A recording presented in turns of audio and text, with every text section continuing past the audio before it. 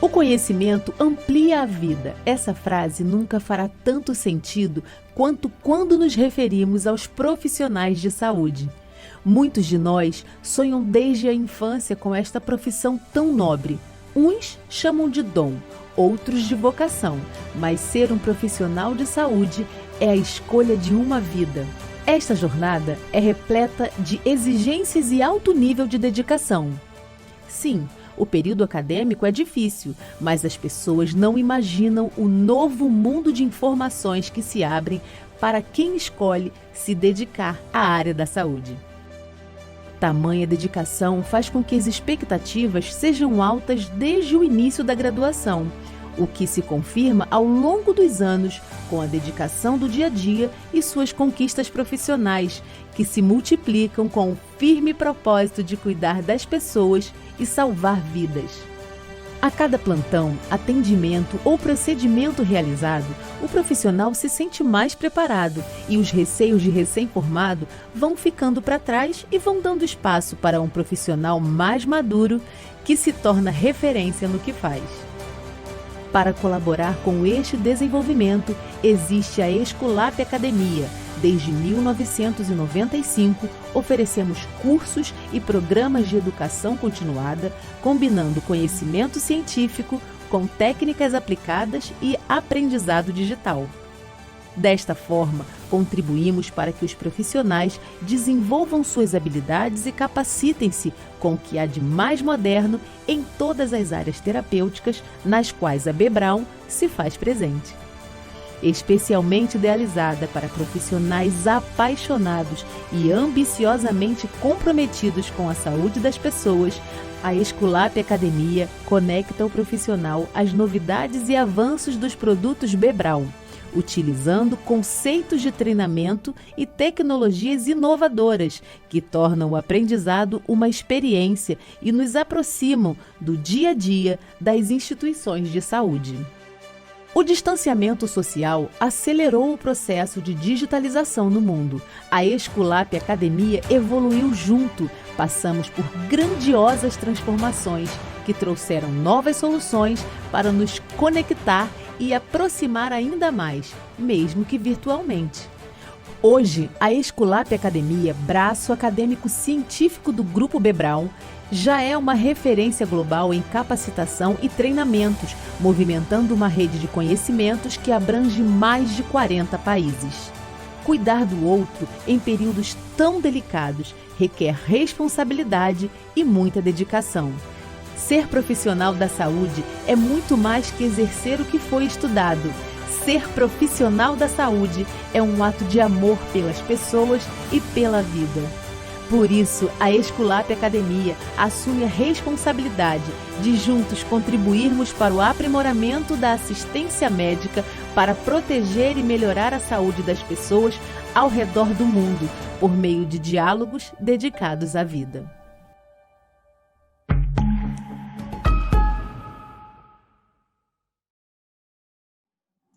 Olá, pessoal, boa noite. Primeiro, eu queria agradecer vocês por estarem aqui com a gente nessa noite, nessa discussão tão importante. Eu sou Tatiana, estou aqui representando a linha de prevenção de infecção na B-Braun. E hoje nós temos duas palestrantes para poder abrilhantar aqui essa nossa jornada. Hoje é o nosso quarto encontro nessa jornada de excelência em higienização das mãos, essa causa tão nobre, tão importante. A gente está falando da principal medida de prevenção de infecção e um grande desafio aí para os controladores de infecção. Tá? Então, hoje eu queria apresentar para vocês, falar um pouquinho das nossas palestrantes, que é a doutora Fernanda Décio. Ela é infectologista do Hospital Sírio-Libanês em São Paulo. Ela possui mestrado pela Unifesp. E hoje ela vai conversar um pouquinho com a gente sobre um relato bem importante da experiência delas. E também tem a enfermeira Renata Lobo, que ela é especialista em controle de infecção, possui mestrado e doutorado também pela Faculdade de Medicina da USP e atualmente enfermeira do Serviço de Controle de Infecção do Hospital Sírio-Libanês. Meninas, muito obrigada por estar aqui com a gente está muito feliz de estar aqui conversando. Gente, queria dizer para vocês aproveitarem muito, prestem atenção, elas vão falar e depois a gente vai ter um espaço de perguntas e respostas, tá bom? Então, um beijo e boa apresentação. Boa noite a todos. Tatiana, muito obrigada pelo convite, né? Você em nome da B-Brown. Então, como a Tatiana já muito bem falou, a gente vai apresentar sobre a nossa evolução na adesão à higienização das mãos. Então, a gente sabe, né, que dentre as metas internacionais de segurança do paciente, a higienização das mãos é a meta 5, que preza por reduzir o risco de infecções associadas aos cuidados à saúde. Então, tamanha a importância do tema que a gente vai conversar sobre hoje. E para a gente começar, assim, a nossa discussão, que vai ser muito enriquecedora, eu gostaria de começar um quiz com vocês, perguntando se a estratégia multimodal da Organização Mundial da Saúde já está implementada no seu serviço. As opções são sim completamente, sim parcialmente ou não. Então, pessoal, por favor, participem, que isso vai ser muito importante para que a gente possa enriquecer a nossa discussão, tá? Vamos lá, 3 opções para a gente começar e discutir legal sobre o assunto. Se vocês tiverem dúvidas, podem, por favor, mandar no chat, tá bom? Que a gente vai depois esclarecer todas as dúvidas, né, que vocês tiverem. Eu acho que essa noite vai ser uma noite bem bacana, que a gente vai poder, além de apresentar a nossa experiência, dividir, né, e aprender bastante juntos. Todos já votaram? Vamos lá, estou vendo aqui que ainda falta. Todos votaram? Vai ser bem bacana. Participem aí, já está quase acabando, 10 segundinhos. Falta um pouquinho. Ótimo, vamos encerrar então agora o quiz e a gente vai poder começar a nossa discussão.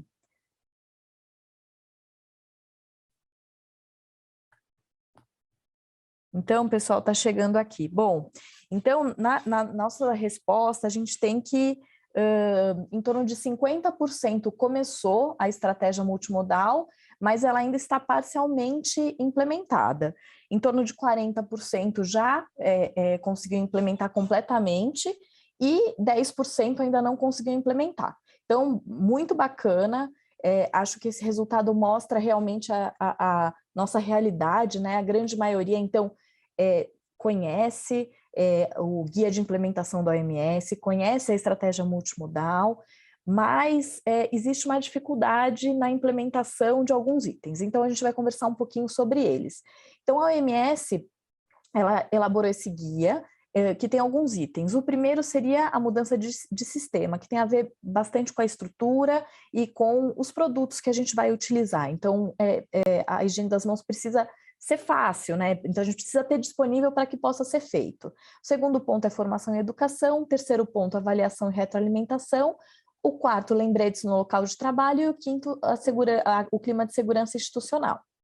E daí, por que a gente tendo esse guia de implementação, né, sabendo da estratégia multimodal, por que essa adesão ainda não é ideal? Então, só mostrando um pouquinho da literatura, a gente tem uma vasta literatura, que são apenas 2 exemplos. Então, tem uma revisão sistemática que foi conduzida entre 2009 e 2000, dos estudos conduzidos entre 2009 e 2014, que mostrou que a adesão à higiene das mãos antes de uma abordagem, né, de uma intervenção, era de 34% nesses serviços, né, 16 ensaios clínicos avaliados.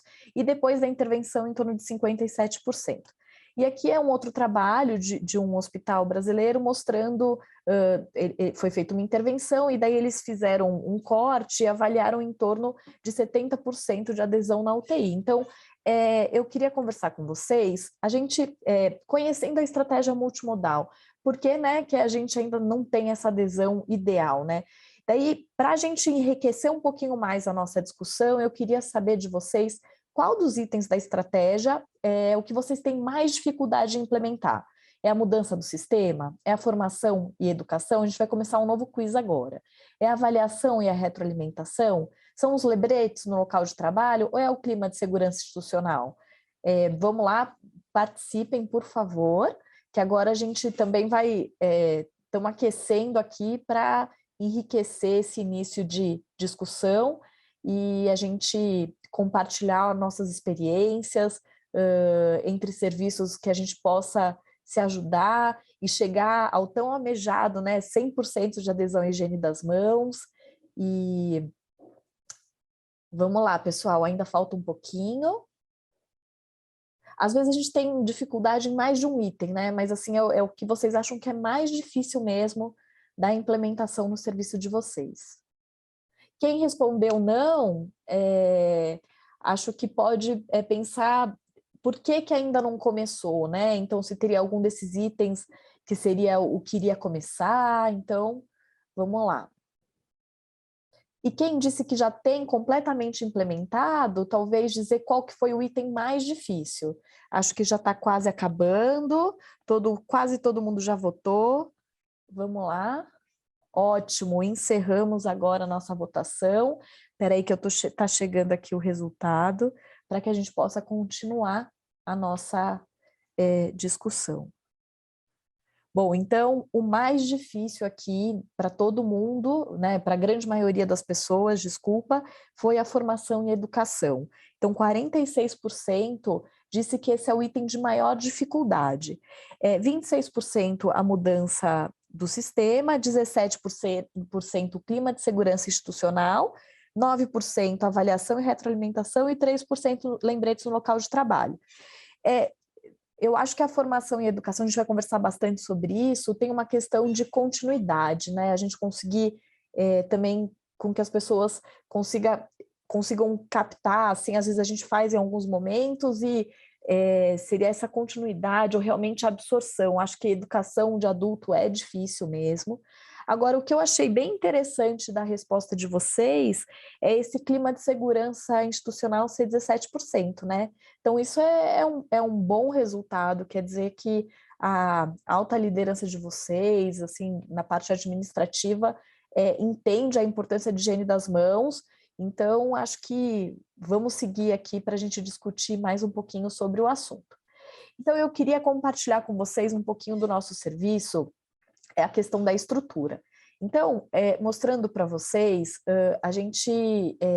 a parte de estrutura no nosso hospital não é uma dificuldade, mas a gente tem um hospital muito grande. Então, a gente sempre precisa ficar muito atento aos pontos, né, de solução alcoólica para a higiene das mãos. Então, vocês podem perceber, né, na foto que o quarto ele é muito grande. Então, a gente ter um segundo ponto de álcool próximo ao paciente é realmente muito importante para que a gente possa garantir que o momento 2 aconteça de fato, né?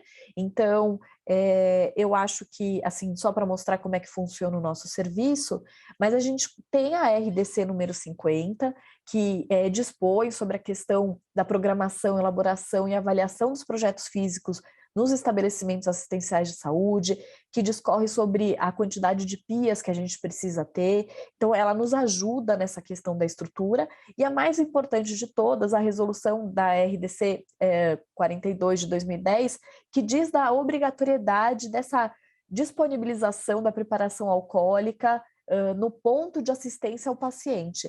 Então, acho que, tendo essa resposta, né, de vocês, de que apenas só 17%, então a grande maioria avalia que na estrutura a alta gestão ajuda, é importante apresentar para eles sobre as RDCs, a legislação. Muitas vezes falta o conhecimento da alta liderança para que a gente possa, junto com esse material, solicitar à alta gestão esse apoio. Além disso, é muito importante fazer o indicador de estrutura, porque quando a gente avalia nas unidades se tem o álcool, se não tem álcool, como é que é, etc., a gente pode mostrar para a alta gestão os indicadores e dizer, olha, a gente não tem esse segundo ponto, a gente não tem o álcool no local próximo da assistência. Então, às vezes, pode nos ajudar nesse ponto da estratégia multimodal.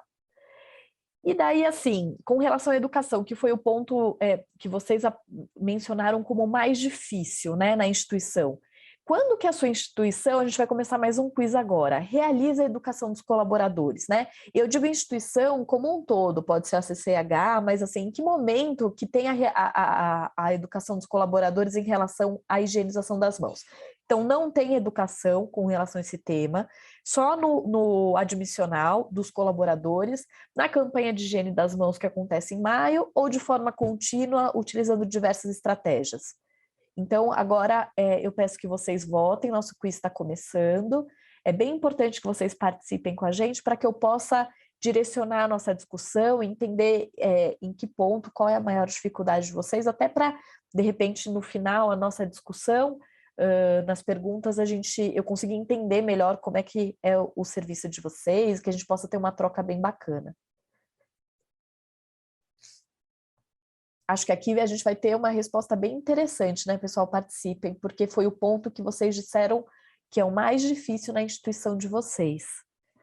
Falta mais um pouquinho, 10 segundinhos aí para acabar, faltam poucos.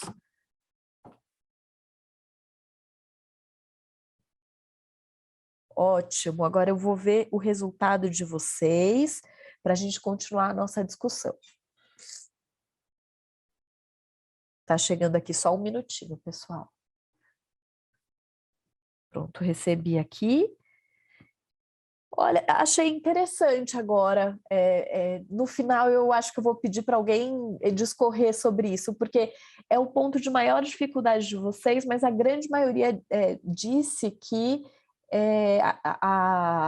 a educação sobre higienização das mãos, então 70% acontece de forma contínua utilizando diversas estratégias. 20% na campanha de higiene das mãos e apenas 5% não realiza. Então eu acho que eu entendo que talvez o problema não seja o treinamento, seja talvez a maneira que o treinamento está sendo realizado, né? Então, como a gente conversou, educação de adulto é algo muito difícil, né? Então, talvez a gente tenha a sensação de que está treinando, mas que o conhecimento não vem sendo absorvido. Talvez seja isso. Então, vou mostrar para vocês como é que a gente tem feito atualmente na nossa instituição. Então, a gente tem um treinamento admissional, multidisciplinar, teórico e prático. Então, essa foto é de antes, né, da pandemia. E a gente utiliza a caixa preta, é um treinamento mais formal e varia de acordo com a categoria profissional. O que foi assim um divisor de águas para a gente? A gente tinha um EAD, porque o admissional é uma vez só que você faz quando entra na instituição, mas a gente tinha um EAD, um ensino à distância, que era assim, era para todo mundo do hospital. Só que nossos 5 momentos era baseado totalmente para o nosso público assistencial. E era um EAD também muito longo, onde ficava muito tempo assistindo, não tinha muita interação. Então a gente foi até a ponta e perguntou como é que as pessoas gostariam de que fosse esse EAD. Então, atualmente, a gente tem um EAD muito mais resumido, então, direto ao ponto, até porque tem esse treinamento admissional, então é um momento de reciclagem, a gente entendeu. E uma coisa que foi muito interessante, o público não assistencial, mas que entra em contato com o paciente, os outros colaboradores do hospital, eles não se enxergavam. Então, a copeira que servia a alimentação do paciente, os colaboradores da higiene, os colaboradores administrativos, eles não se enxergavam dentro daquele EAD. Então, a gente fez um EAD para esse público não assistencial, mas que não necessariamente não está em contato com o paciente. A gente gravou vídeos assim com a nossa realidade e foi assim um divisor de águas, porque as pessoas começaram a se sentir integradas e começaram a entender exatamente qual era o papel ali de todas as categorias profissionais dentro do nosso serviço. A gente também faz a educação durante as nossas campanhas, a gente tem uma maneira institucional, né, virtual de conseguir se comunicar, então é uma mídia interna do hospital, a gente consegue mandar os quiz e as pessoas têm bastante interação, a gente grava vídeos e consegue trazer a ponta para próximo da gente de uma maneira, agora, desde o início da pandemia, né, um pouco diferente do que a gente costumava fazer, mas com um alcance bastante grande de interação. A gente voltou a realizar ações presenciais esse ano e a gente sempre tenta incluir várias áreas do hospital, porque assim o tema ganha muita importância, né? Então, as nossas ações desse ano tinha a participação da CCH, o desenvolvimento de enfermagem, a diretoria assistencial, a equipe da qualidade, e a gente se dividiu e foi até as unidades, né? Então, mostrando a CCH e todas essas outras áreas, né, de apoio, indo até as unidades, dessa forma a gente não teve aglomeração e conseguiu bastante interação com todos os colaboradores. A gente acaba deixando alguns lembretes por toda a campanha, então, aqui só mostrando algumas coisas para vocês, então, adesivo em espelho, a gente tem um corpo clínico aberto, não sei se tem algum hospital com nesse formato, né? É bastante desafiador, a gente sabe que a categoria de médicos na literatura é a categoria com maior dificuldade para que a gente consiga ter uma adesão de higiene das mãos boa, né, e sustentável, e daí a gente tem uma comunicação com eles, então a gente reforça isso por meio de SMS, e-mail, e também no dia a dia com os médicos. E a gente usa também nossas mídias para fazer educação do público externo, dos nossos pacientes, então a gente usa Instagram, Facebook, etc., para ter esse maior alcance, além de algumas ações locais, mas que diminuíram muito por conta da pandemia. Essa é uma campanha que eu queria falar, vou falar rapidamente para vocês, se vocês tiverem mais dúvidas a gente conversa um pouquinho melhor, mas em 2016 a gente teve as Olimpíadas aqui no Brasil e a gente sentia falta, porque apesar do nosso EAD, do nosso admissionado, da nossa campanha, a gente achava que no segundo semestre o clima da higienização das mãos acabava dando uma afrouxada, assim, a gente não conseguia manter aquela empolgação no nosso serviço. E daí, assim, pensando nas Olimpíadas, a gente falou, vamos fazer uma competição. E a gente deu o nome de Corrida de Higiene das Mãos, e foi um sucesso aqui, os colaboradores adoram. Hoje a gente tem 5 categorias que competem entre si, porque todo mundo quer participar, começou com apenas 2 categorias, então a gente avalia infecção de corrente sanguínea, taxa de todas as unidades, adesão à higiene das mãos por observação direta, consumo de solução alcoólica, a gente avalia também ações de engajamento locais, então a gente faz diversas estratégias, essa ação ela dura 3 meses, depois a gente faz uma cerimônia de encerramento. Então, a gente teve bastante engajamento do público assistencial e, na verdade, multiprofissional. Então, vocês podem ver aí que tem vários uniformes diferentes, a gente tem todas as categorias do hospital participando. E, assim, o prêmio, na verdade, aqui, vocês podem ver uma medalha de chocolate, né? Então, tem uma foto antes da pandemia, a gente fez lá um pódiumzinho e um troféu, mas não tem nada de muito mais do que isso, tá? Com relação à educação de pacientes, então, a gente tinha um folder para orientação dos pacientes muito longo, e a gente achava que ali, então, a gente errando novamente na mesma coisa que eu falei para vocês com relação ao EAD. Então, era um folder muito longo, e a gente queria reformular, então a gente levou esse folder para o nosso conselho consultivo de pacientes. Chegando lá, eles falaram, nossa, isso daqui é muito longo, dá muita preguiça, só fala o que eu tenho que fazer, né? Então foi uma surpresa para a gente achou que eles queriam a informação muito mais detalhada. A gente levou a caixa preta, explicou da importância da higiene das mãos, conversou sobre isso abertamente com eles nos ajudaram na elaboração desse folder, e que agora também tem de forma digital, porque temos pacientes mais jovens que gostam de acessar aquilo sem o papel, então, mas temos pacientes idosos que gostam do papel, então a gente manteve essa informação mista, e é sempre feito isso na admissão do paciente. Aqui outras ações que a gente já fez de educação dos pacientes, então na pediatria, envolvendo as crianças para avaliar, né, os colaboradores, então estava todo mundo envolvido, o Capitão América aqui, ele faz um trabalho voluntário, ele ajudou a gente a ensinar as crianças a higienizarem as mãos, então mostrando algumas outras ações para educação dos pacientes. E daí, assim, a gente tem um time de higiene das mãos aqui, que foi super desafiador. Nosso time, a gente teve um time pela primeira vez em 2017, e eu queria saber, vocês têm um time de higiene das mãos? Porque aqui a gente entende, e daí vai mais um quiz, a primeira pergunta é não temos um time de higiene das mãos. A segunda pergunta é a resposta, né? As possibilidades, é sim, porém temos dificuldades para adesão dos integrantes. E a terceira é sim, e esse time está bem consolidado. Então, gente, vocês podem votar e eu vou falar um pouquinho mais sobre o time, assim, como é que a gente entende o time aqui.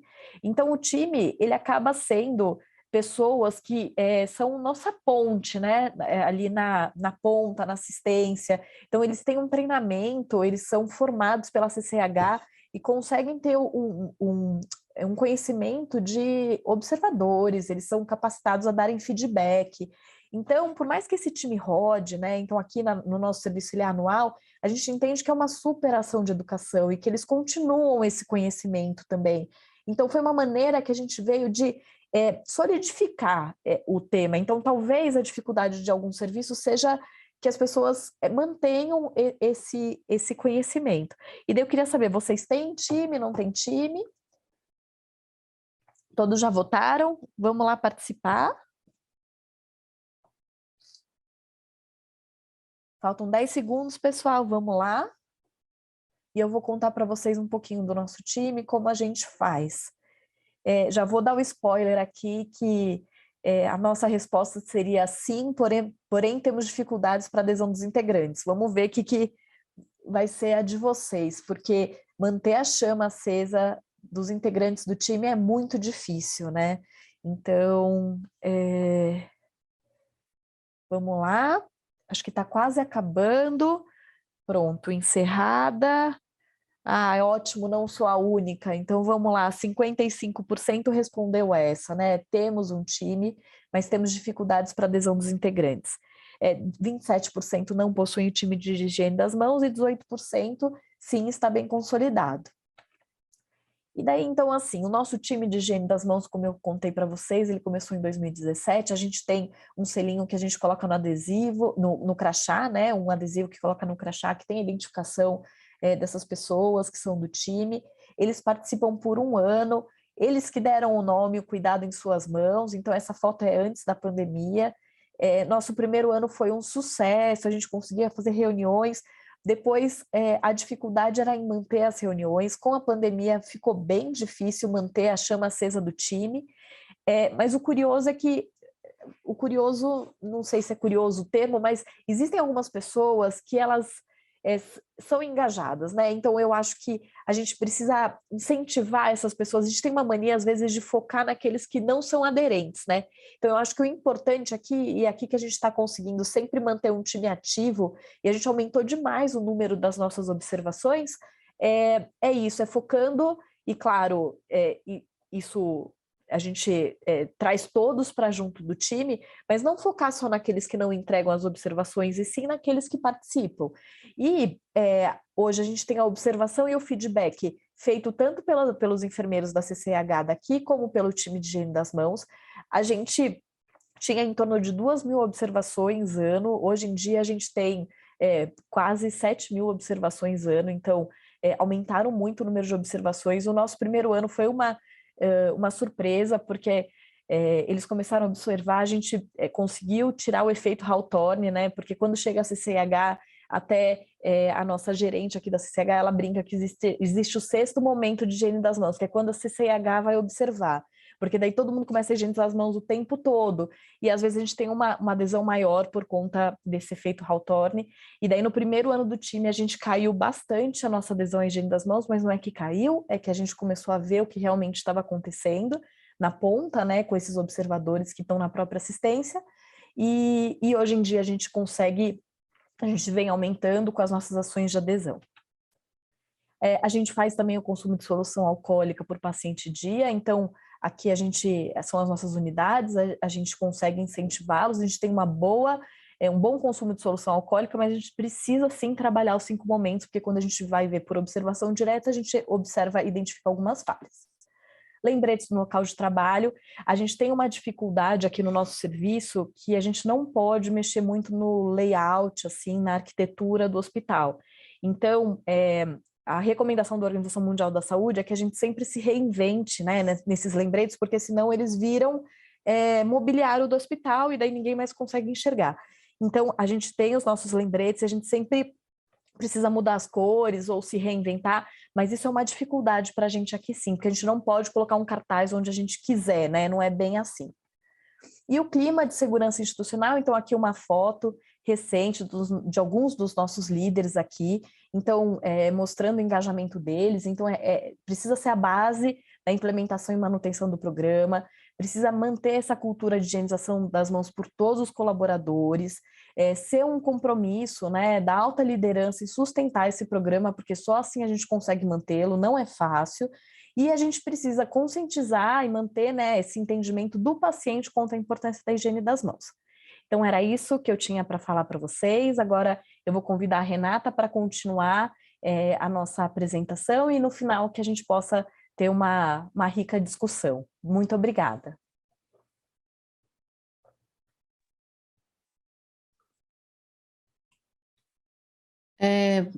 Boa noite a todos. Obrigada pelo convite, Tatiana, em nome da Bebral. E, Fer, é uma alegria, assim, embora eu esteja todos os dias com você lá, quando você fez esse resumo, assim, dá um ânimo a mais para a gente continuar. Então, a minha parte aqui na apresentação falar sobre os produtos que a gente utiliza na nossa instituição. Então, eu já vou começar também com um quiz, perguntando para vocês, no seu serviço, o que você utiliza para a higienização das mãos? Clorexidina desgermante, álcool gel e sabonete comum, ou todos os produtos acima?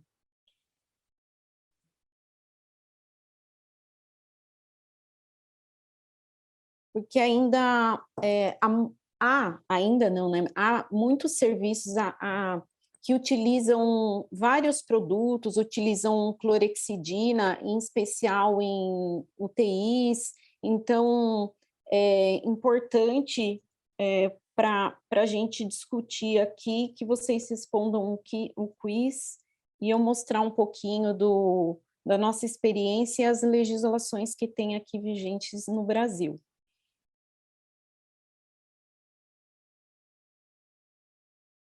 O quiz está encerrando em 10 segundos, ainda dá tempo de responder.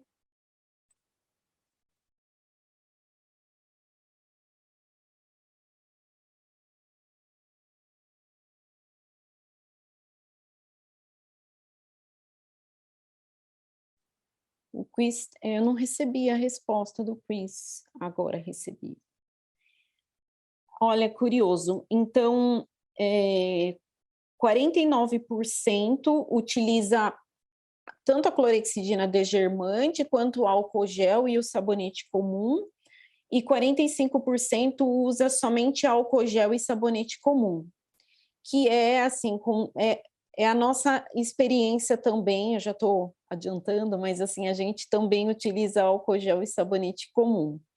E eu vou fazer só mais um quiz, para quem usa clorexidina desgermante, em quais locais vocês utilizam? Em todas as unidades do serviço, somente na UTI ou somente no centro cirúrgico? Então, começou o quiz, me ajudem aí, vão responder, porque tem muita gente que ainda utiliza a clorexidina pelo seu efeito residual, né? No centro, mais em centro cirúrgico, pela frequência da higienização das mãos.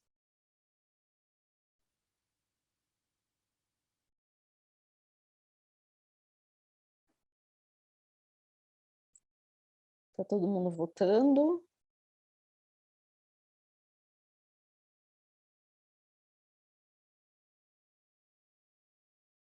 Quem tiver dúvidas, como a Fernanda já falou, coloquem no chat que a Tati vai compilar as perguntas e no final, para a gente ter uma maior discussão sobre os temas aqui abordados, tá? O quiz foi encerrado.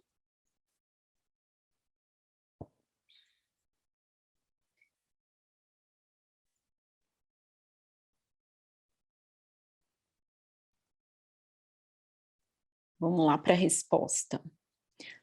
Era o que eu imaginava mesmo. Então, quase 60% utiliza a clorexidina degermante para higiene de mãos somente no centro cirúrgico, mas 20%, né, que é uma parcela até considerável, utiliza na UTI. Então, contando um pouquinho assim um histórico, né? Quais os produtos, eu coloquei esse marco aqui, que a gente utilizava até 2012. Então, até 2012, a gente utilizava álcool com antisséptico, que é a clorexidina, e o álcool gel, que tinha como registro como cosmético, que até hoje, né, a Anvisa permite que a gente utilize álcool, tanto o registro como cosmético, como medicamento. E em que locais a gente utilizava esse sabão com antisséptico? Em todas as UTIs do hospital. E aí chegou essa legislação em 2012, a RDC 29, que nos pegou assim de surpresa, que ela foi atualizada, inclusive, em 2021, sobre a lista dos produtos permitidos. Então, clorexidina, a lista de substâncias de ação conservante permitidas para produtos de higiene pessoal, cosmético e perfume, já que os produtos eram registrados como cosmético, a clorexidina era apenas até 0,3%, e a nossa clorexidina tinha uma concentração maior que isso. E aí ficou nesse dilema, o que fazer? E aí nós tomamos a decisão de permanecer com o produto, manter os produtos da empresa que a gente já utilizava, e aí nós trocamos todos a clorexidina das UTIs e colocamos sabonete comum. Então ficou em toda a instituição, produto para higienização das mãos, sabonete sem nenhum antisséptico. Então, quase mais de 10 anos, né, utilizando sabonete comum.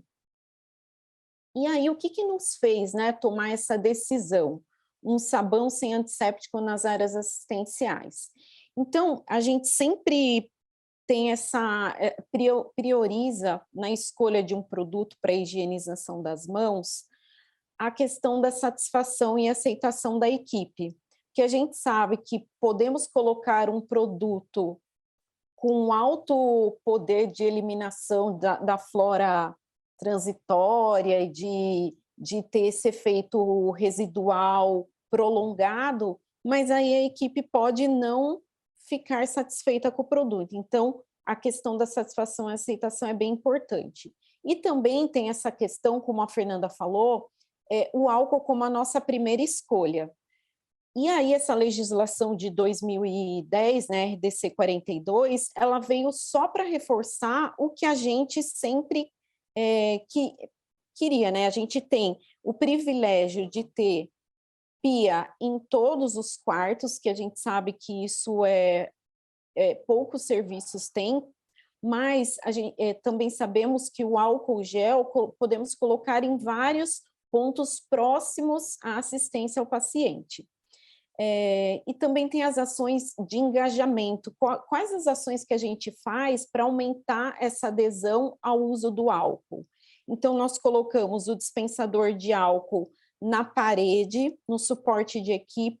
Um exemplo, na UTI, a gente não tem só na entrada do quarto, a gente tem na entrada do quarto de um lado da parede e de um outro lado da parede, porque a equipe, foi uma solicitação da equipe, porque às vezes o catéter está de um lado, o catéter do paciente, ou está do outro lado. Então, para não ter dificuldade de higienização das mãos, a gente colocou dos dois lados da parede.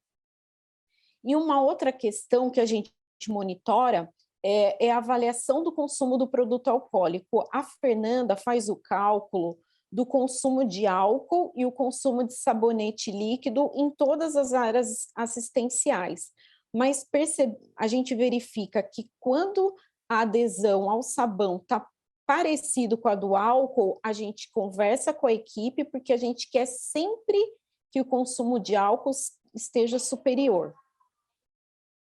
A Fer também já deu exemplo, né, do consumo de produto alcoólico nas unidades assistenciais, mas aqui eu tenho exemplos de produto alcoólico, o consumo que a gente tem em algumas unidades ambulatoriais, por exemplo. Aqui eu dei o exemplo do Centro de Nefrologia e Diálise, a gente tem no Centro de Oncologia, no Centro Diagnóstico. Então, para quem não conhece, tem um documento de higienização das mãos, assistência extra-hospitalar. Esse documento, ele norteia a gente a fazer o cálculo do produto alcoólico para aquele procedimento. Então, por exemplo, na hemodiálise, você imagina desde a entrada do paciente na hemodiálise para fazer a sessão de diálise até a saída dele, quantas higienizações das mãos seriam necessárias, e aí você calcula a meta. E aí eu estou dando um exemplo aqui para vocês de como a gente devolve esse dado para a unidade. Embora a gente calcule o de sabão, mas a gente divulga para a unidade a meta sempre baseado no álcool. Então, dando exemplo aqui, então, o álcool aqui do lado da bomba de infusão, no suporte de soro, então, nas paredes aqui dos corredores, aqui é o carrinho da copeira, então fica aqui fixado, aqui numa máquina de hemodiálise, então em todas as máquinas de hemodiálise a gente coloca o álcool, aqui é em unidade do pronto atendimento, então fica um dispensador, então esse estímulo, o estímulo acontece quando a gente coloca em vários pontos para não ter a desculpa de não higienizar as mãos. Em relação às legislações, eu coloquei aqui para vocês as legislações que a gente se baseia e que está disponível na Anvisa sobre a avaliação de produtos, né? Então, aqui tem, se você vai adquirir um produto na sua instituição, é importante que você conheça essas legislações para pedir os laudos. Também tem a lista de produtos que é notificado como cosmético ou medicamento. E também a gente segue, embora a Anvisa não exija isso, mas é uma questão nossa, a gente acaba nos norteando também com outras legislações, a europeia e a americana, por exemplo, que é o interessante que ele valida o produto alcoólico baseado em uma higienização das mãos. Então, isso é bem interessante, porque tem a redução logarítmica baseado em apenas uma higienização das mãos. E aí, eu trouxe aqui alguns exemplos, alguns artigos. Será que a clorexidina desgermante para a higienização das mãos é necessária? Então, esse estudo publicado no Journal Hospital Infection, o que ele fala, né? Que a eficácia de um produto para a higienização das mãos é reduzir os organismos em mãos artificialmente contaminadas, por exemplo, a E. coli. E aí, o que a higienização das mãos faz? Ela tem a função de diminuir a flora transitória das nossas mãos. E porque fala-se muito, o CDC, né, e a OMS recomenda a utilização da clorexidina para a higienização das mãos pelo seu suposto efeito residual, em especial em cirurgias. Aí tem aqui eu trouxe a legislação europeia. Então, o que ela fala? Essa EN 1500 e EN 13725 são testes que são feitos para avaliar a ação da clorexidina. Então, o que esse estudo fez? Ele pegou todos os artigos daquela época, né, que reforçavam o uso da clorexidina pelo efeito residual.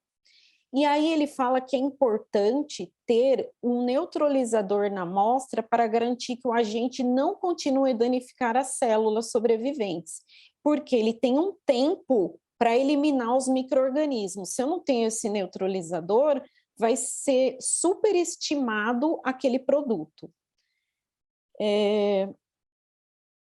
Então, o objetivo foi avaliar a suposta atividade residual. Então, ele avaliou esses 8 estudos que reforçavam o uso da clorexidina degermante e, para surpresa, foi que nenhum estudo foi utilizado um neutralizador validado. 7 desses estudos não mostraram atividade residual para a clorexidina e apenas um estudo mostrou alguma atividade residual, mas ele fala que não pode afirmar, já que o agente neutralizante não é validado por essa EN, esse teste que é feito para validar o produto. Então, qual foi a conclusão desse estudo? Que não há evidência clara que justifique o uso da clorexidina degermante como efeito residual para a higiene de mãos, e é muito importante que a gente avalie riscos, como a adesão do profissional, que o produto, a clorexidina, pode ser agressiva às nossas mãos, causando irritação e talvez uma possível resistência bacteriana. E também o guia de implementação da OMS, ele deixa bem claro, né, que um produto, para ele ter uma boa adesão, para que o profissional tenha uma boa adesão à higienização das mãos, tem que ser um produto que seja agradável para o profissional, tenha uma boa, seja bem tolerado à minha pele. Então, isso é um dos itens primordiais do guia de implementação da estratégia multimodal. Agora, água e sabão ou álcool para a higienização das mãos? Então, eu acho que, não sei se, assim, eu sou super fã ao álcool e só em situações bem pontuais para a gente utilizar a água e sabão. Aqui, para quem tiver interesse, eu coloquei o link da tese da doutora Miriam Dalben, que foi publicado, que ela defendeu o doutorado dela na USP, e a tese dela é enorme, que avalia a aplicação de um modelo matemático para avaliar a redução na transmissão de enterobactérias resistentes a carbapenêmicos numa UTI, que foi lá ao trabalho no Hospital das Clínicas de São Paulo. Então, o que eu queria trazer só um pedacinho aqui da tese dela. Então, ela fez uma simulação, tá? Foi um saco contaminado ali com os micro-organismos. Então, o que esse desenho aqui mostra? Então, o profissional, ele prestou assistência a um paciente por 20 segundos, sem utilização de paramentação, e esse paciente, ele estava colonizado por enterobactéria resistente a carbapenêmico. Então, foi feita a cultura das mãos desse profissional e avaliou que, em 45% das vezes, a mão desse profissional estava contaminada. Se esse mesmo profissional fosse cuidar de outra pessoa, outro paciente, sem higienização das mãos, ele levaria essa enterobactéria para outro paciente em 22%. Agora, aqui embaixo, se ele fizesse o mesmo cuidado, mas utilizando a paramentação, que é avental e luva, mesmo assim, em 10% estava contaminado. Então, reforçando que o uso das luvas não substitui a higienização das mãos. E o mais curioso não, né? O que eu queria trazer para vocês era isso, que higienizando as mãos com água e sabão ou com álcool, em nenhum dos cenários foi recuperado essa enterobactéria, reforçando que a água e sabão ou o álcool gel para bactérias multiresistentes, ela é eficaz. Aqui, um estudo que foi feito na França, ele comparou o uso de água e sabão ou fricção com álcool na eliminação da flora transitória dos profissionais de saúde. Então, ele avaliou o impacto em diferentes unidades e os fatores que influenciaram a contaminação das mãos. Então, eles acompanharam por 6 meses 50 profissionais e fez um trabalho que a gente fala que é um crossover, né, que aleatoriamente selecionava quem usava água e sabão ou quem usava álcool em gel. E aí avaliou a presença de micro-organismos antes e depois. Então, qual foi o resultado? A fricção com álcool foi superior à água e sabão na eliminação da flora transitória, nas palmas das mãos e nas pontas dos dedos. Quando ele foi avaliar pela análise multivariada, ele viu que trabalhar na enfermaria, para surpresa, né, apresentou maior contaminação das mãos quando comparado à UTI. Talvez esse profissional talvez banalize, né, ali, ou tenha mais atenção quando ele trabalha na UTI, quando a técnica talvez seja mais adequada, são hipóteses. Os patógenos transitórios foram encontrados em 15% dos profissionais antes da higienização das mãos, e quando fez a fricção com álcool, nenhum patógeno foi encontrado na flora transitória, e quando fez com água e sabão, em 2 profissionais foram encontrados, mas não foi estatisticamente significante. Aqui tem outras referências que eu trouxe para vocês de estudos randomizados mostrando a superioridade do álcool em relação à água e sabão. E aqui, quando a gente prepara, né, faz uma apresentação, pelo menos, eu aprendo também bastante. Aí eu queria compartilhar com vocês esse artigo falando sobre o meio ambiente. Então, pensando no momento Covid, né, na pandemia de Covid, então, nunca se falou tanto higiene das mãos como nesse momento, não só nos serviços de saúde, mas na comunidade. Então, nossos familiares falavam muito de álcool em gel, para quem viveu a pandemia do H1N1, né, foi isso bastante forte, eu achei que ia ficar, mas agora, assim, da Covid, foi surpreendente. Então, foi um estudo que foi feito no Reino Unido, que avaliou as consequências para a saúde planetária desses diferentes métodos de higiene de mãos, água e sabão ou álcool. Então, eles acompanharam a população do Reino Unido na pandemia de Covid por 1 ano. E aí, o que eles avaliaram? Álcool etílico isopropílico, e sabão em barra e sabão líquido. Então, eles avaliaram 14 categorias. Então, quem tiver curiosidade de ler esse estudo, que foi publicado em 2022, desculpa, é muito legal. Então, eles avaliaram 16 categorias, desde repercussão na camada de ozônio, risco de câncer para as pessoas, queimas de combustíveis fósseis, foram 16 itens que eles avaliaram. Então, para a mudança climática, mostrou que o álcool isopropílico é o que produz, o que prejudica menos o meio ambiente. Então, 1.060 milhões de quilos de gás carbônico.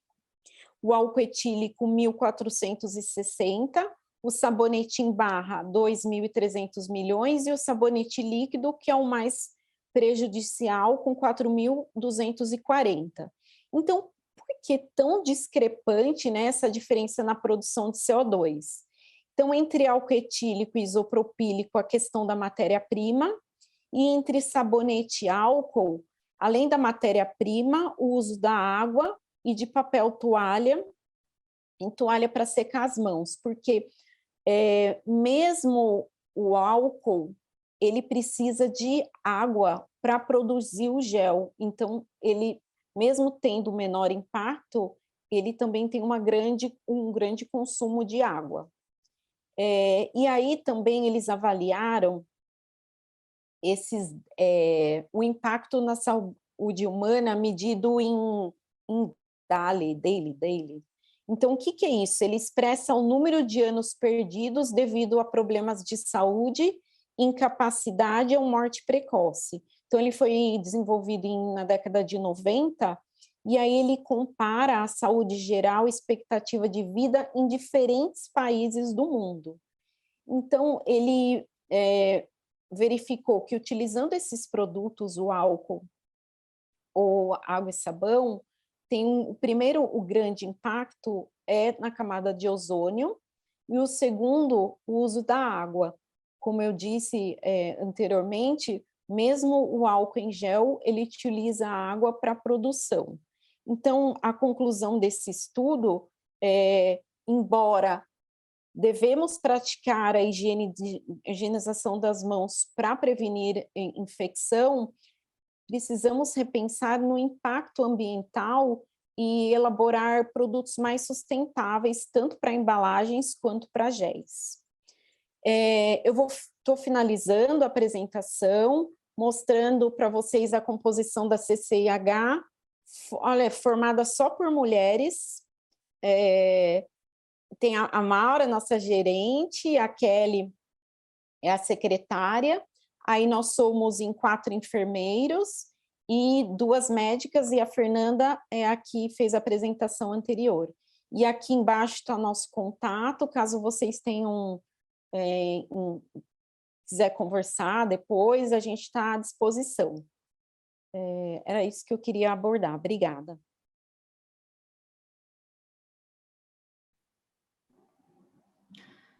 Meninas, muito obrigada. Foi ótimo. A gente está falando de um assunto tão importante e tão desafiador, né? Que é a higienização das mãos. E aí agora eu vou compartilhar aqui com vocês algumas perguntas. Começando com a doutora Fernanda, a gente tem uma pergunta aqui da Thalita, e ela fala assim: doutora, para as UTIs, seria válido que os profissionais usassem o álcool cirúrgico para diminuir a chance de colonização? Na verdade, acho que talvez essa pergunta tenha vindo antes até do que a apresentação da Renata, né? Então, eu acho que ela mostrou, então, o surgical scrub, que eu acho que o que ela quer dizer, né? É o álcool para antisepsia cirúrgica, que substitui a escovação, né? Isso. Então, a gente não vê necessidade dele na UTI, a não ser que seja para algum procedimento, por exemplo, para cirurgia, etc., então, a Renata bem explicou aí sobre a questão da clorexidina nos produtos. O álcool, a gente precisa avaliar junto com a equipe se é um álcool que tem uma boa sensação na mão, se tem uma boa fragrância.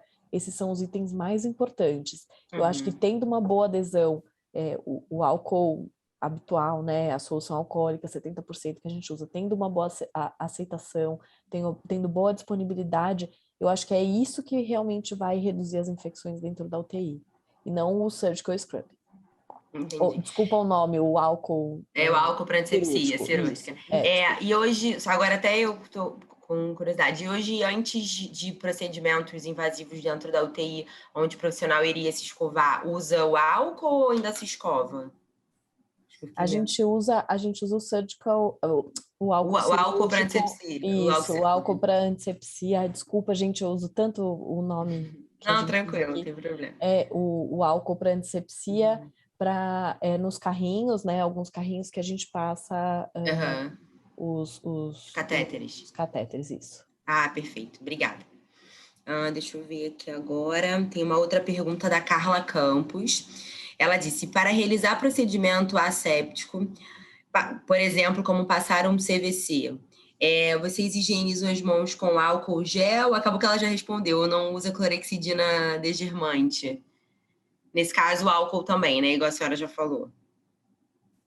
Sim, a Fer respondeu, mas quando a gente vai ver os guias de recomendação para prevenção de infecção de corrente sanguínea, eles falam que pode ser utilizado álcool em gel Então, não entra nesse detalhamento que precisa ser utilizado esse álcool de antisepsia cirúrgica.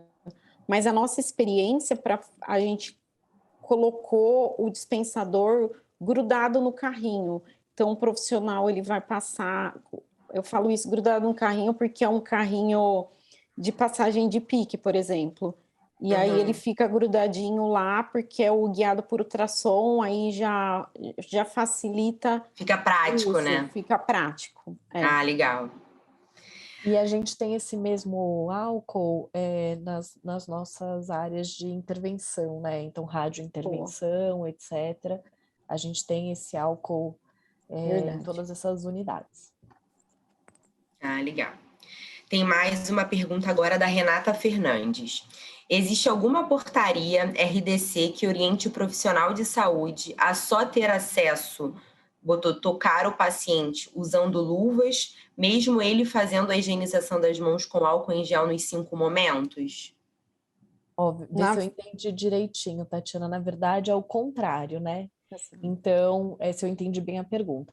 Na verdade, a luva, ela não substitui a higiene das mãos. A higiene das mãos, que é o essencial para que a gente evite tanto a transmissão de micro-organismo para o paciente, como a gente adquira essa bactéria que o paciente é colonizado. Lembrando que é muito importante a gente dizer que nem sempre a gente vai saber que o paciente está colonizado por uma bactéria multiresistente, né? Por vezes a gente não sabe, e ele pode ter também uma outra bactéria que não multiresistente. Então a higiene das mãos, ela é essencial, independente do isolamento. E a Renata mostrou a tese de doutorado da Miriam, então, e tem outros artigos nesse sentido, que se a gente higienizar as mãos, a gente previne muito mais do que assim, essa questão do uso da luva.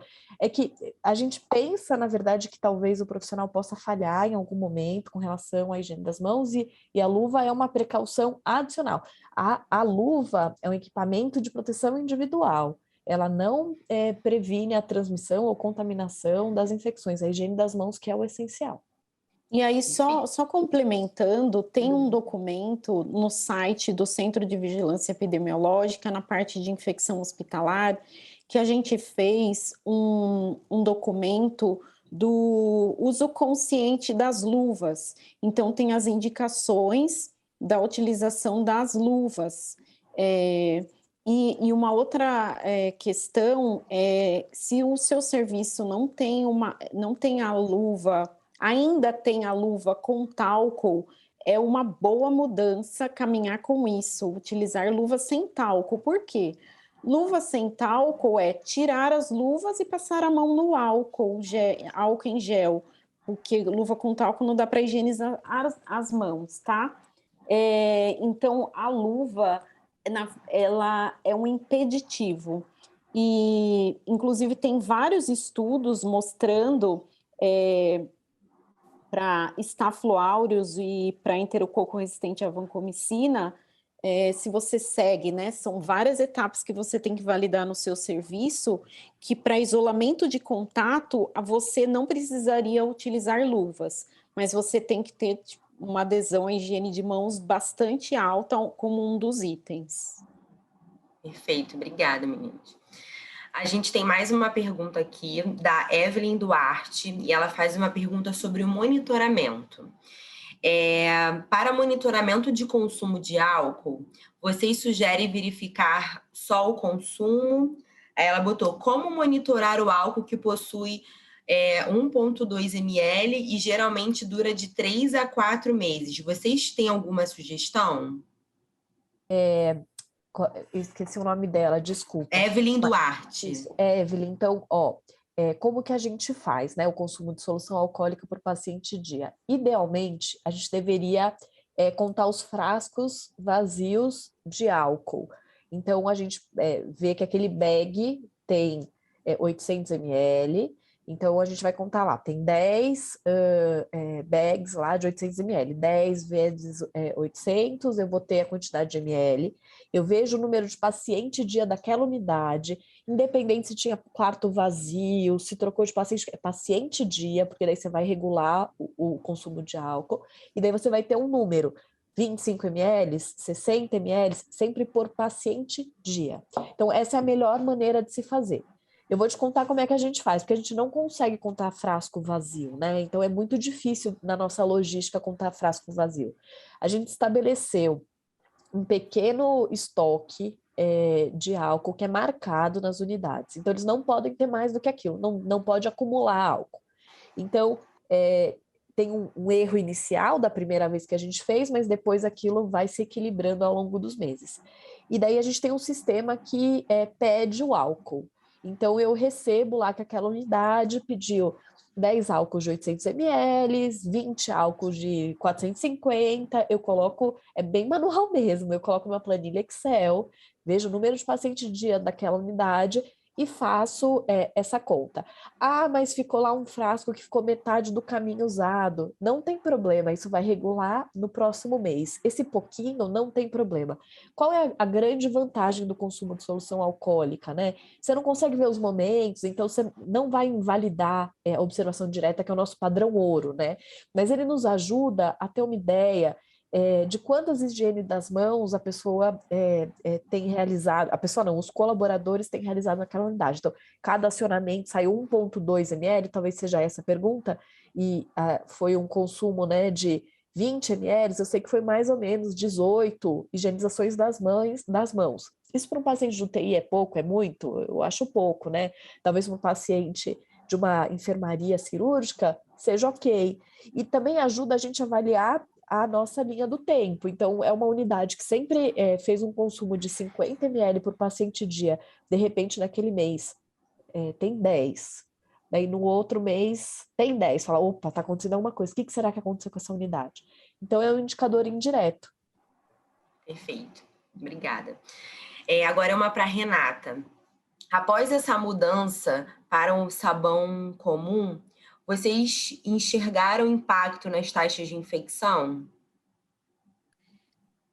Olha, na pandemia a gente verificou um impacto nas taxas de infecção para mais, né? E isso foi para todos os serviços. Eu falo isso porque tem a Anvisa publicou, o Estado de São Paulo também. Mas a gente não viu nenhum impacto, nem tanto para aumentar as taxas, quanto para diminuir. A gente sempre trabalha com o indicador, né, de infecção de corrente sanguínea. A gente faz, por exemplo, né, a gente faz a análise detalhada do caso e de das principais síndromes, mas a gente não viu nenhum impacto de piora utilizando, quando a gente mudou de clorexidina para sabão comum nas unidades de terapia intensiva. Na verdade, isso foi em 2012. Eu estou lá desde 2010. A gente tem visto o impacto positivo na redução das taxas, porque junto a isso, a gente colocou um swab de álcool melhor, um conector melhor para prevenir, para fazer a desinfecção. O álcool é um produto que foi bem aceito pela equipe. O sabonete, eles gostam bastante, que é um sabonete com um odor agradável e tem emoliente que não prejudica as mãos. Então, acho que é um conjunto de coisas que favoreceu para que a gente tenha tido uma redução das taxas ao longo dos anos. E só para corroborar, desculpa, e a gente vem evoluindo também na nossa implantação, né, e manutenção da estratégia multimodal. Então, todo ano eu abro o guia, faço o nosso, vejo em que ponto que a gente está, se tem alguma área que a gente precisa melhorar ali da estratégia multimodal. Então, a gente está sempre debruçado ali para conseguir entender aonde que a gente pode melhorar, porque sempre dá para melhorar. É um trabalho contínuo, né? Higienização das mãos para sempre, não tem jeito. E o tema higienização das mãos, ele não tá mais aquela coisa quadradinha, assim, né? Ao longo como a Fernanda falou, das Olimpíadas, é tão divertido, é uma competição acirrada mesmo a cada ano. O pessoal leva a sério. Leva a sério e fica bicudo quando não ganha em primeiro lugar. Isso aí. Então, eles querem ver as regras, o que a gente validou para que um ganhou e o outro não. E se tem um evento, porque um dos critérios é ter infecção de corrente sanguínea, a gente adoraria que isso fosse o ano inteiro, essa dedicação. Mas é muito interessante. Legal, gente. Só muito contar legal. para vocês uma história, ligou um enfermeiro de um andar aqui querendo saber se... Fer, foi ontem, querendo saber se ele tinha visto uma hemocultura positiva, se realmente era uma infecção primária de corrente sanguínea e se a taxa dele estava alterada. Falei, nossa, a gente vai ter que ter uma corrida de 12 meses, porque olha a empolgação do enfermeiro querendo saber todos os dados dessa infecção. Detalhe, ele ligou sábado. Isso. E cobrou na segunda. É muito legal. Foi legal. É muito legal, né? Quando a gente vê todo mundo envolvido nessa causa que a gente sabe que é árduo, assim, é um trabalho bem difícil. Porque quando a gente fala de das mãos pessoas, tudo bem, já sei, tem campanha. Então, manter essa chama acesa é um grande desafio. Então, ter essa competição é uma competição saudável, que energiza a gente, aí é muito legal. Eu fiquei super empolgada com o exemplo de vocês, meninas. Olha, tem um comentário aqui super legal que eu queria compartilhar com vocês. Ó, excelente apresentação. O CG e HCSL na corrida da higiene das mãos, da Tatiane Ferreira. Aí, ó, a corrida de higiene das mãos, legal. Ela colocou aqui. Meninas, tem muitas perguntas, mas eu tô vendo aqui que está se repetindo um pouco, perguntando sobre o time de higiene das mãos. As pessoas estão perguntando sobre se a auditoria é feita em todo o hospital, se só quem faz auditoria é o time e se a CCIH também ajuda nas auditorias. Estou tentando fazer um compilado aqui que está vindo muita pergunta para atender a todo mundo. Não, perfeito. Eu tive que me controlar aqui, porque eu sou uma entusiasta do tema, né? E daí eu ficaria aqui um tempão falando sobre isso, mas o time de higiene das mãos, ele observa 30 oportunidades de higiene das mãos, então um integrante por mês. Então, essa é a obrigação dele, que é muito rápido. Por quê? Ele tem que fazer isso no horário dele de trabalho. Todo mundo gosta de perguntar isso para a gente, acho que pelo perfil do nosso serviço, não tem nenhuma folga dada para esse colaborador, ele não ganha nenhuma remuneração extra, ele participa porque ele quer participar e ele quer fazer parte de alguma coisa do hospital. Tem outros times que ele pode aderir, então é por perfil, né? Então, ele participa, tem essas 30 observações e os enfermeiros da CCH, eu também, a gente faz algumas observações ao longo do ano. Um dos quesitos da nossa corrida de higiene das mãos, e a gente avalia o ano todo, é ter um time implementado na sua unidade. E daí, esse time pode ser um integrante só. É claro que a gente gostaria que fossem mais, que tivessem representantes do dia, da noite, do final de semana, mas pode começar com um integrante e que seja um integrante ativo e tudo mais. Então, a gente ganhou força aí com o time, então mais gente quer participar, porque todo mundo quer ficar ali entre os finalistas da corrida de higiene das mãos. Então, nós fazemos também as observações, mas pensa que nós somos, então, em 4 enfermeiros para um hospital de aproximadamente 500 leitos, são muito poucas pessoas. Nosso time agora tem em torno de 50 pessoas, isso ajuda demais, assim, nas observações. Um reforço, né? Um apoio, porque realmente... Sem contar que, acho que se eu comentar, quando a CCH chega, o olhar é diferente, né? As pessoas já mudam o comportamento, só pelo fato de você ser do controle de infecção, muda o ambiente, né? As pessoas acabam sendo estimuladas. Isso, então assim, ele não sabe exatamente o que você está fazendo, mas ele sabe que você está observando alguma coisa. Entre elas tem a higiene das mãos, e às vezes quando a gente vai dar o feedback, é assim, olha, você higienizou nos momentos certos, mas você higienizou em tantos outros momentos, que eu não tenho certeza se você sabe qual é o momento certo. E no dia a dia não dá para higienizar tantas vezes as mãos. Então, vamos recapitular quais seriam realmente os momentos. Então, a gente às vezes tem até um feedback de você fez demais, né? Então, porque fazer demais, a gente sabe que no dia a dia não dá para fazer demais, assim, daquela forma. Então, a gente tem esse feedback também. E quando vai um colaborador da ponta, você está ali no seu dia a dia, você esquece que ele faz parte do time de higiene das mãos. E daí ele faz essa observação no meio das suas atividades e tudo mais. Então, a gente conseguiu ter um olhar muito mais com lupa ali. A gente viu que o conceito de proximidades era um conceito que a gente precisava trabalhar melhor, assim. E a gente enxergou isso muito bem com o time. Ah, legal. Meninas, eu vou fazer aqui uma última pergunta. Pessoal que, de repente, a gente não respondeu, a gente depois possa encaminhar para as meninas, tá? E a gente pode ver como é que faz para responder vocês. Tem umas 2 ou 3 perguntas aqui citando a questão de unha e adornos. Se vocês têm problemas em relação a isso e para vocês comentarem um pouquinho, por favor. Sim, a gente tem essa dificuldade. A gente vem trabalhando cada vez mais isso, então nosso hospital é um corpo clínico aberto, então a gente tem muitos médicos cadastrados e nem todos frequentam a instituição na mesma intensidade, na mesma frequência, né? Então, o que a gente vê é que com os colaboradores CLT que estão aqui o tempo todo, a gente tem uma facilidade nessa questão, principalmente em relação a adorno. Então, dificilmente a gente vê um colaborador aqui o tempo todo com adorno. E a gente vem focando cada vez mais com relação aos médicos, em especial o uso de anel e tudo mais. Então, a gente tem várias ações acontecendo nesse momento com relação a isso. E, assim, uma dificuldade para a gente foram as unhas em gel, porque as pessoas acham que unha em gel não é unha postiça. Falam, não, mas é em gel, né? Então, a gente agora está desmistificando a unha em gel, porque aquela unha postiça como era antes, no ambiente assistencial, a gente não vê, mas a unha em gel, as pessoas entenderam que aquilo é uma unha, e não é. Então, a gente agora também voltou a ter esse tema e vem trabalhando a unha em gel.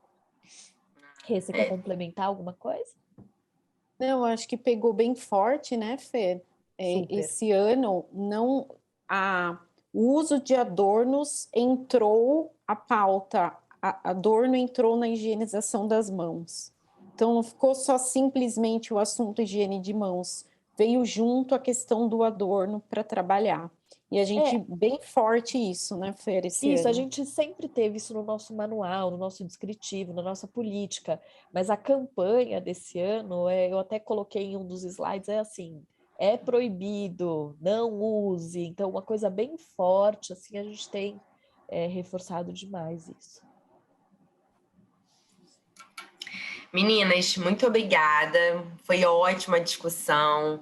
Obrigada por compartilhar com a gente a experiência, por trazer um pouquinho mais desse assunto tão especial para a prevenção de infecção.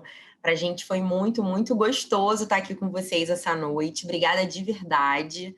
Tá? Então, eu queria agradecer oficialmente, dar alguns recados para o pessoal que está assistindo a gente. Sobre as perguntas que não foram respondidas ao vivo, a gente vai mandar por e-mail, tá? Então, fiquem tranquilos que a gente vai responder. O certificado vai ser enviado para quem responder a pesquisa no final da nossa webinar. Então, acabou, vai ter uma pesquisa, não deixa de responder para você ganhar o certificado. E a gravação vai ser enviada para o e-mail cadastrado, né? Quando vocês fizeram a inscrição de vocês, também vai estar disponível no YouTube, tá? Então, meninas, fiquem à vontade para poder fazer a despedida de vocês. Um grande beijo e obrigada mais uma vez. Tatiana, a gente que agradece, foi um prazer enorme estar aqui, foi uma troca muito bacana e a gente vai responder todas as perguntas aí que sobraram. Muito obrigada pela noite, foi especial mesmo. Obrigada. Tati, e esse assunto, eu falei, né, que quando a gente faz uma revisão para apresentação, nos enche de alegria, assim, de ver a nossa construção, mas de compartilhar as coisas, a nossa experiência, e eu queria ver a carinha de todo mundo, assim, aqui, Isso sim, eu queria ter visto, assim, mas a gente vai responder todas as perguntas, estamos à disposição. Um abraço Obrigada. e obrigada, viu? Obrigada, pessoal. Um beijo, boa noite e até a próxima.